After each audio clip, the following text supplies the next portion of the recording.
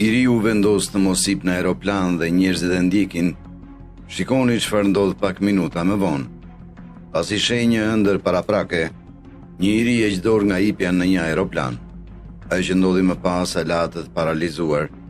Një qytet i qetë malor jetonte një i ri me emrin Lukas.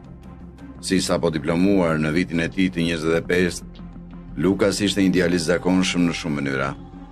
Duke punuar si kontabilist në një zyrë lokale, jeta e tij ndoqi një rutinë të paparashikueshme, zgjoi erët, shkonte në punë, kthehej në shtëpi dhe përsëritte ciklin të nesërmen. Megjithatë, kishte diçka të veçantë tek ai që dallonte nga të rinjtë e tjerë të moshës së tij. Intuita e tij e mprej dhe ndjeshmëria për parandjenja që shpesh e drejtonin në rrugën e dur. Në një rast, teksa analizonte një raport financiar, ai kishte një ndjenjë të fortë se diçka nuk shkonte, edhe pa prova konkrete. Ai vendosi të hetojë më tej dhe zbuloi një gabim vendimtar që mund të shkaktonte dëme të mëdha kompanisë.